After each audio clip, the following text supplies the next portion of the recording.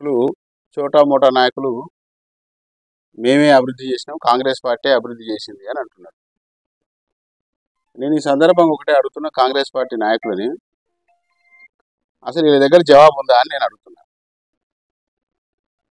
ఈ మండలానికి కానీ ఈ కొత్తమైనటువంటి మండలానికి ఏం మంజూరు వచ్చినాయి, ఏ ప్రభుత్వంలో మంజూరైనవి, ఇంకా మంజూరు కావాల్సినవి ఏమున్నాయి, మనం నాయకుల దగ్గరికి ఏం సమస్యలు తీసుకుపోవాలి అనేటువంటిది సోయి ఉందా వీళ్ళకి అని నేను అంటున్నా.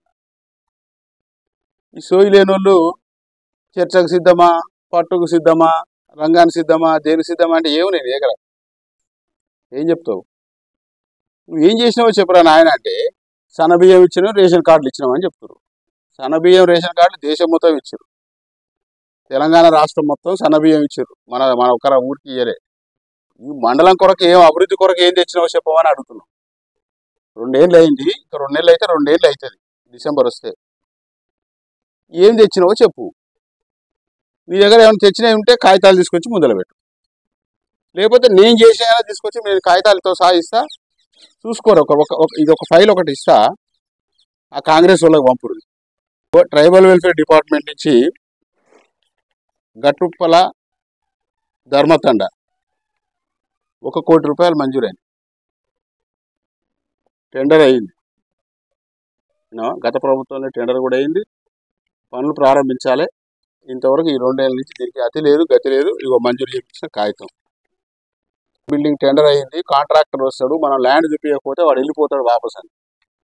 నేను నా స్వహస్తాలతో లెటర్ ప్యాడ్ పెట్టి ఎంఆర్ఓకి ఇమీడియట్గా 1 ఎకరం ల్యాండ్ చూపించు, ఊరికి అనుకూలంగా ఉండేది రోడ్డు దగ్గర అని చెప్తే, ఏడ ఉంది సార్ అంటే కూర్చొని ఆఫీసులో కూర్చొని ఈ వెల్మకండి రోడ్డుకు ఉన్నటువంటి కొంతమంది ఎస్సీలకు పట్టాలు ఇచ్చినటువంటి భూమి ఉంటే వాళ్ళకు కూర్చోబెట్టి మాట్లాడి నచ్చజెప్పి, ఒకవేళ వాయిలపల్లి నుంచి గట్టుప్పలకు 300 కోట్లతోని బీటీ రోడ్ శాంక్షన్ చేయించింది. మనవరు అన్నారట, నువ్వు ఎవరు అన్నారు మరి, కాగితాలు శాంక్షన్ ఉంటే శాంక్షనే కాలేదని చెప్పారు. ఇదో కాగితం పంచాయతీరాజ్ డిపార్ట్మెంట్ నుంచి. అంతంపేట టు గట్టుప్పల పంచాయతీరాజ్ రోడ్లు ఇవన్నీ చెప్పేటువంటి 2,60,00,000 రూపాయలు. పుట్టపాక నుంచి గట్టుప్పలకు బీటీ రోడ్ ఏదైతే ఉందో అది రెన్యువల్కు, బీటీ రెన్యువల్కు 1,39,00,000 రూపాయలు శాంక్షన్ అయింది. టెండర్ కూడా అయిపోయింది. దానికి ఇంతవరకు అతి లేదు గతి లేదు. ఈ దురదృష్టవశాత్తు గట్టుప్పలకి రోడ్ వస్తలేదు, ఇంకా 10 కోట్ల రూపాయలు కావాలి. గట్టుప్పల మండల కేంద్రానికి ఈ డబల్ రోడ్ రావాలంటే ఇంకా 10 కోట్ల రూపాయలు కావాలి.